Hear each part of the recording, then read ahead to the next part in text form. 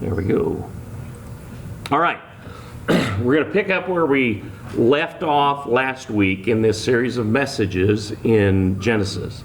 Today we're going to look at a 20-year detour that Jacob's life has taken. And in his story, we learn how to deal with the detours that life happens to bring our way as well. Tonight we're going to be covering 4 chapters, verses 30 through 33. It's a huge block of text. And because of the amount of text that we're going to be covering, I'm going to be giving you kind of a synopsis of what's going on in those chapters. But I do want to encourage you to go back and read those chapters, obviously at a time other than right now. I guess if you want to, you can. But I encourage you to read those, to see what it has to say, because his story, this whole story is fascinating. So we last saw Jacob getting married to sisters Leah and Rachel after getting conned into it by Laban, their father. The result was that Jacob had to work 14 years in exchange for permission to marry both of them, though really he just wanted to marry Rachel. And as we've seen in previous messages, Jacob had been a little bit of a rascal, I guess you could say, in his earlier days. But he was determined now to do what was right, even though that he didn't always hit the bullseye. You could say that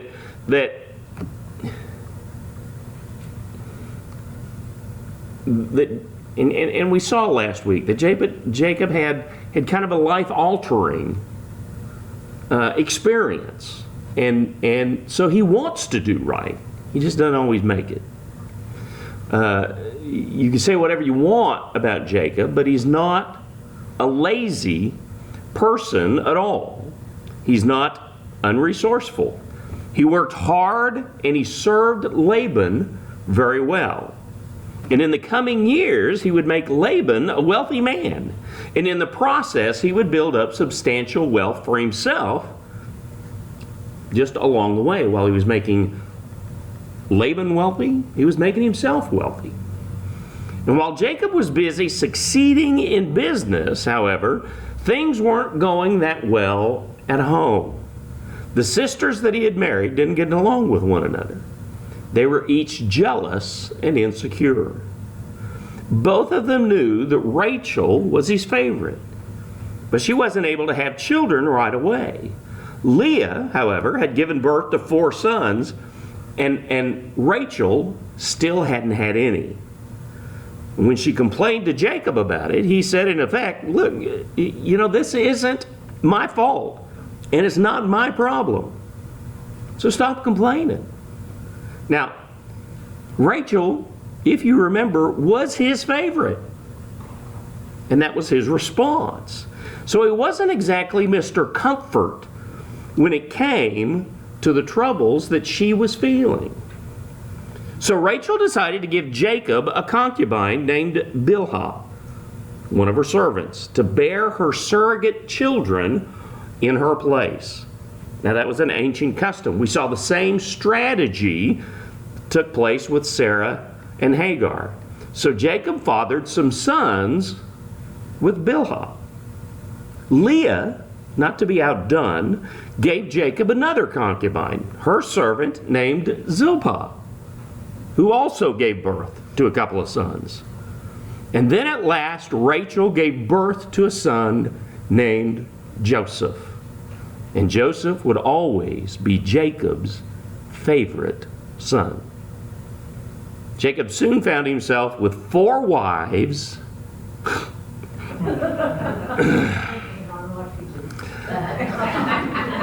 Not a smart man necessarily, okay. But 4 wives and 11 sons. And a whole lot of stress at work and a whole lot of conflict at home. But he continued working for Laban, but he wasn't getting paid what he thought that he should get paid.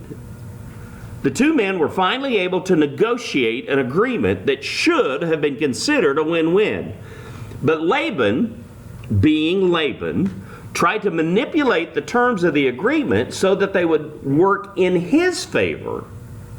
And in spite of this, Jacob always seemed to be one step ahead of his father-in-law. Laban eventually realized that that was because God was blessing Jacob. Finally, after 20 years, Jacob had had enough. The time had come to return to the land of Canaan, where he was born and raised. Look in Genesis chapter 31, verse 3, and then I'm going to jump down to the second half of verse 12 and verse 13. It says, "Then the Lord said to him, Go back to the land of your fathers and to your family, and I will be with you." And then jumping down to the last part of 12, says, "I have seen all that Laban has been doing to you. I am the God of Bethel, where you poured oil on the stone marker and made a solemn vow to me. Get up, leave this land, and return to your native land." Now, when Jacob told Rachel and Leah about his plans to do that, their response was more or less, that's fine with us. Laban doesn't necessarily treat us that well either. We don't have any kind of an inheritance to look forward to here. So let's pack our bags. Let's go. Jacob knew that Laban wouldn't take the news of his leaving very well at all. So he waited until Laban was away from home before he packed up his family, his flocks, his herds, all of his possessions, and began the 400-mile journey back to the land of Canaan. And when Laban found out that Jacob had taken off, he set out for them in hot pursuit. And even though Jacob had a 3-day head start, Laban soon caught up with him. But right before he did, God spoke to Laban in a dream. Look at verses 22 through 24 here in Genesis chapter 31. It says, "On the third day, Laban was told that Jacob had fled. So he took his relatives with him, pursued Jacob for 7 days, and overtook him at Mount Gilead.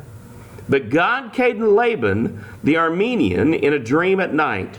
'Watch yourself,' God warned him. 'Don't say anything to Jacob, either good or bad.'"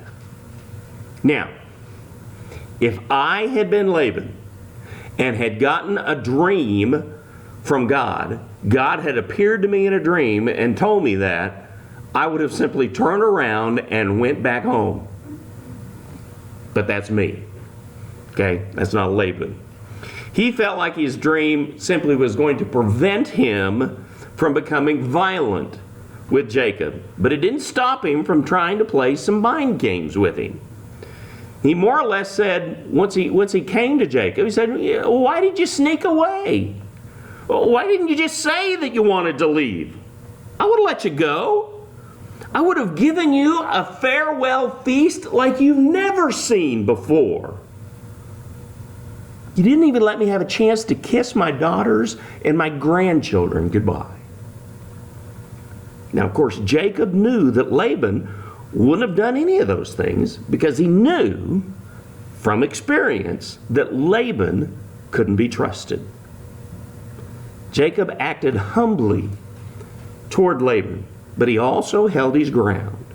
He said, in effect, in verses 38 through 41, "Look, I worked for you for 20 years, caring for your flocks under harsh conditions, through scorching heat, long, sleepless nights. In all of our business dealings, I've always gave you the advantage, and you never paid what you promised that you were going to pay. You treated me not like a son, but like a slave." And then in verse 42, he said this, "If the God of my father, the God of Abraham, the fear of Isaac had not been with me, certainly now you would have sent me off empty-handed. But God has seen my affliction and my hard work, and he issued his verdict last night." So after being something of a pushover for 20 years, Jacob appears to have developed a little bit of a backbone. The two men were then able to come to peaceful terms, and the next day, Laban said his final farewell to his daughters and his grandsons, and Jacob and his family then continued on their journey. Now, with Laban out of the way, Jacob knew that he needed to turn his attention to yet another painful part of his past. And I'm referring to the situation with his brother Esau. As you may remember, Jacob had swindled Esau some years earlier, conning him out of his birthright and his father's blessing. Esau didn't take it very well. In fact, he said, "I'm going to kill you as soon as our father dies." Okay? So Jacob ran off to Haran to work for Laban.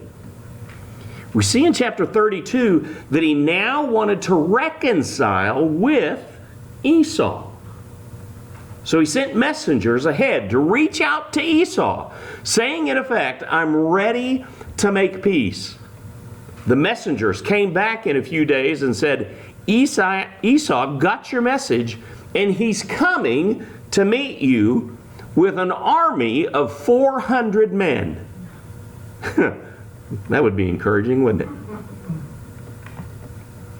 That wasn't necessarily the response that Jacob hoped for. So he began to separate his family into two groups, thinking that if one group got killed, got wiped out, at least he'd still have some of his family left. And then he prayed. Look in Genesis 32, verses 9 through 12. It says, "Then Jacob said, God of my father Abraham and God of my father Isaac, the Lord who said to me, go back to your land and to your family, and I will cause you to prosper. I am unworthy of all the kindness and faithfulness you have shown me. You have shown your servant. Indeed, I crossed over this Jordan with my staff, and now I've become two camps. Please rescue me from the hand of my brother Esau, for I am afraid of him. Otherwise he may come and attack me, the mothers and their children. You have said, I will cause you to prosper, and I will make your offspring like the sand of the sea, which cannot be counted." So he sent his messengers ahead of him once again. And this time he sent with them gifts and flocks and herds, hoping to satisfy Esau's thirst for revenge. Pay him off, if you will. And then this is where the story takes a little bit of an interesting turn, as if none of this were interesting enough already. After Jacob sent his family on their way, he decided to spend the night alone at a camp. Look in Genesis 32, verses 24 through 31. It says, Jacob was left alone, and a man wrestled with him until daybreak. When the man saw that he could not defeat him, he struck Jacob's hip socket as they wrestled and dislocated his hip. Then he said to Jacob, "Let me go, for it is daybreak." But Jacob said, "I will not let you go unless you bless me." "What is your name?" the man asked. "Jacob," he replied. "Your name will no longer be Jacob," he said. "It will be Israel, because you have struggled with God and with men and have prevailed." Then Jacob asked him, "Please tell me your name." But he answered, "Why do you ask my name?" And he blessed him there. Jacob then named the place Peniel, "For I have seen God face to face," he said, "and I have been delivered." The sun shone on him as he passed by Peniel, limping because of his hip. It's kind of a curious story here, to say the least. What does it mean? Who was the man that Jacob wrestled with? Was it God in the form of a man? That's certainly what the text seems to apply, isn't it? Was it an angel, as the prophet Hosea would later interpret? And if it was God in the form of man, how could he not defeat Jacob?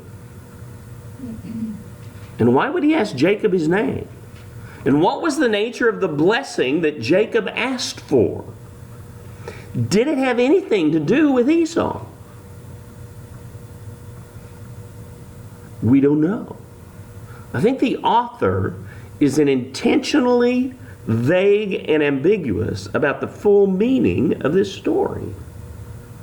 And we see this throughout the book of Genesis, where an account is recorded and reported, but not fully explained.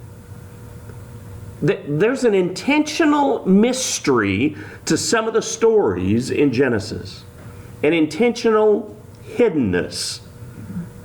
And to some extent, what happened, I think, is up to God and not necessarily something for us to know at this point, obviously. And I don't know why. This is one of those places like when we looked at here a couple of weeks ago, when things happen and it's like, I really want to know more of this story, you know? I mean, there's way too much left out. And I don't know why that is.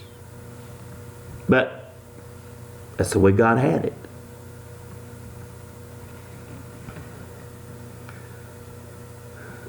But here's what we do understand. While Jacob wrestled with this man, God appeared to him. You could even say that Jacob had wrestled with God his entire life. Resisting and then yielding. Failing and then succeeding. Trusting sometimes, doubting sometimes, trying again, failing again, succeeding some more, and on and on. It had been a lifelong struggle for Jacob. And when Jacob first began his journey, he spent the night at a place that he called Bethel. At that time, he slept on a stone and dreamed about a ladder into heaven.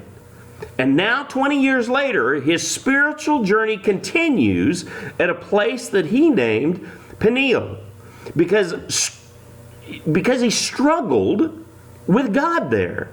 And he sees God there. And he emerges broken but blessed. And as the sun was rising the next day, Jacob left to rejoin his family. And from then on, he walked with a limp. And it wasn't long before he could see Esau approaching, accompanied by 400 men. Jacob had divided his wives and children into groups and then went ahead to meet with Esau face to face. And as he approached him, he bowed to the ground as a sign of respect and a demonstration of peace. Esau then ran to Jacob, embraced him, and kissed him, and they both cried. And then Jacob said, look in Genesis 33, verses 8 through 11. So Esau said, what do you mean by this whole procession I met? That was all the stuff that Jacob had sent ahead. And Jacob said, to find favor with you, my lord. I have enough, my brother, Esau replied. Keep what you have. But Jacob said, no, please. If I have found favor with you, take this gift from my hand. For indeed I have seen your face, and it is like seeing God's face, since you have accepted me. Please take my present that was brought to you, because God has been gracious to me, and I have everything I need. So Jacob urged him until he accepted. So the two brothers at last make peace. After 2 decades of anger and resentment and fear and regret, everything is forgiven. Esau invited Jacob to travel the rest of the way with him. But Jacob respectfully declines. He didn't make his home near Esau. He went a slightly different direction, eventually arriving in a town called Shechem or Succoth, depending on your translation. And this is where he settled. And now his 400-mile journey was complete. Jacob had arrived in Canaan, the home of Abraham and Isaac. He was safe and sound, just like God had promised him. And then the Bible says in Genesis 33:20, and he set up an altar there and called it God, the God of Israel. So what can we learn from Jacob's journey? It was at the same time a journey into his past and a journey into his future. Now let's face it, we're all like Jacob in a sense. Sometimes before you can take a journey into the future, you need to finish the journey through your past. Even though Jacob had for 20 years been growing a family and building a fortune, he was also, in a sense, spinning his wheels. A series of bad decisions had caused him to wind up in Haran. But that wasn't God's ultimate plan for his life. Haran was just a detour. Have you ever felt like your life has taken a detour? This happens when you know what God has planned for you and you know what you're experiencing isn't it. It's not a part of the plan that you know that God has for you. You know in the deepest part of you that God has something more for you to do. But you feel like you're spinning your wheels. You're ready to move forward. You're ready to get back to your future. If you want your life to move in the direction that God has planned for you, in the direction of a future that's fulfilled with blessing and abundance and peace and ultimate fulfillment, there are 3 lessons that you can learn from Jacob's life.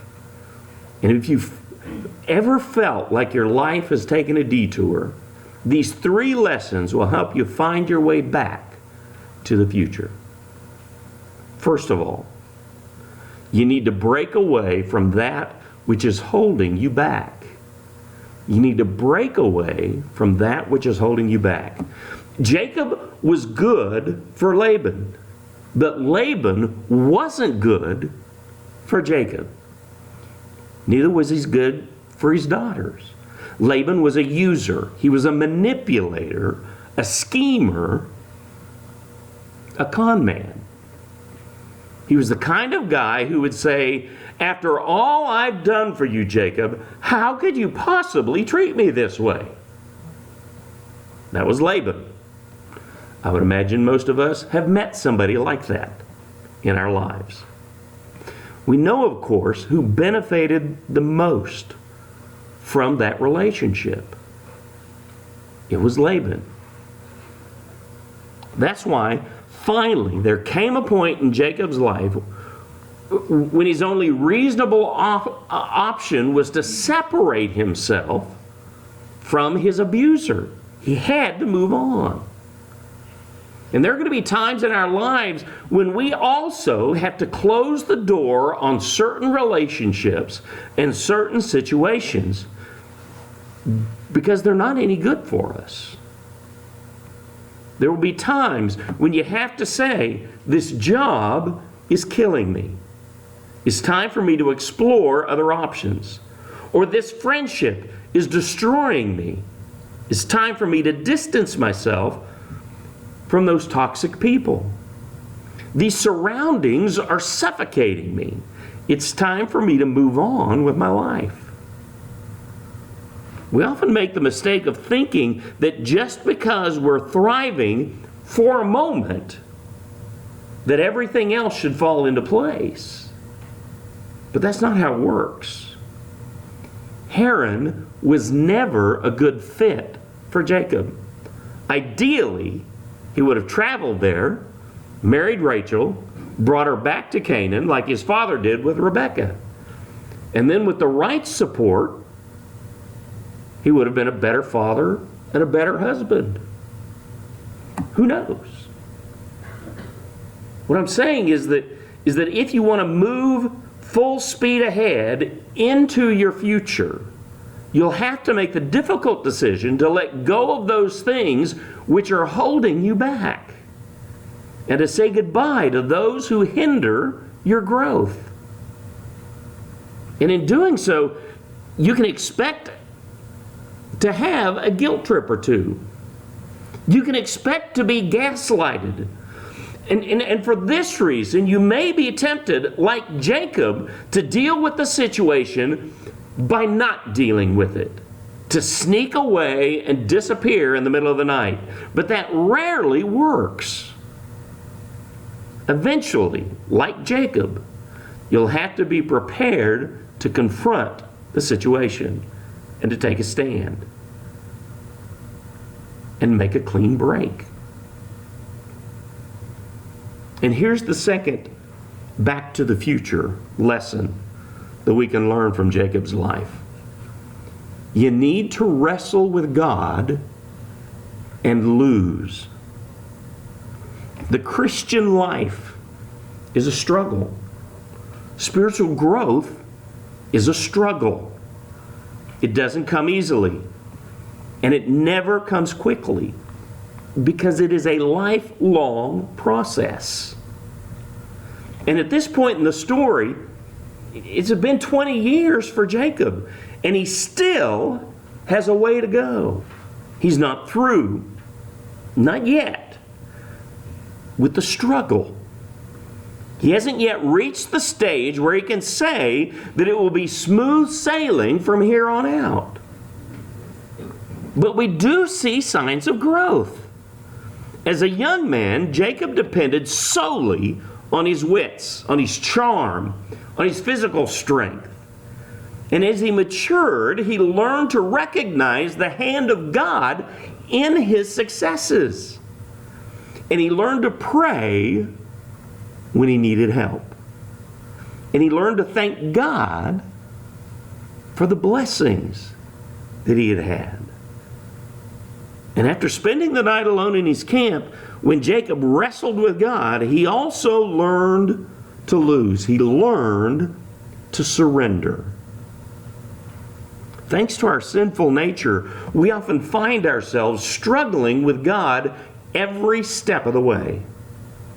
We also need to learn to lose, to fully surrender to His lordship. The Bible says that the man touched Jacob's hip, wrenching it from the socket. And because of this injury, he walked with a limp for the rest of his life. And yet at the same time, he walked in greater power than ever before, under the fullness of God's blessing. Do you know how to recognize God's most gifted leaders? They tend to limp metaphorically. Many times they too have spent a lifetime struggling with God, but they've learned how to surrender to Him. And by necessity, they've also learned a new way of walking. And here's the third back to the future lesson that we can learn from Jacob's life. You need to balance yesterday's books. As much as is possible, you need to make right those things in your past. Those things that you did wrong in the past. That means at times that you'll have to have some uncomfortable conversations. You may have to humble yourself and ask forgiveness. You may even need to plead for mercy. But just like Jacob couldn't return to his homeland without facing up to Esau, you can't move into your future without fully resolving any mess that you might have made in the years before. In the Sermon on the Mount, in Matthew 5, verses 23 and through 24, Jesus said, "So if you are offering your gift on the altar, and there you remember that your brother has something against you, leave your gift there in front of the altar. First go and be reconciled to your brother, and then come and offer your gift." You can't move into the full blessing of God if you haven't fully owned up to your past, to whatever extent it may be possible to do that. Step 9 in the 12-step recovery process says that you're to make direct amends to such people whenever possible, except when doing so would injure them or others. Are there books that you need to balance? Is there a breach that you need to repair? You can't avoid it forever. If you want to move forward in your life, you need to be ready to fully reconcile with the past. Jacob has arrived in Canaan, but this doesn't mean that the drama in his life is over. There's still some heartbreak to come, because that's life. That's the way life is. There's no getting around it. But we do see in Jacob's story today the development of a marvelous transformation. He went from being a conniver to being a man fully committed to God, surrendered to doing His will. This is the plan that God had for Jacob all along. But Jacob was stubborn. He insisted on making things more difficult than they needed to be, which is why he took a 20-year detour, 400 miles from home. Eventually, however, Jacob was able to get back on track and start moving once again toward the life that God had planned for him and the life that God has planned for his family. And the same can be true for each one of us. In order to get back to the future, you have to overcome the past. And here's how that works. Before you can put the past behind you, you have to be willing to put it in front of you and deal with it.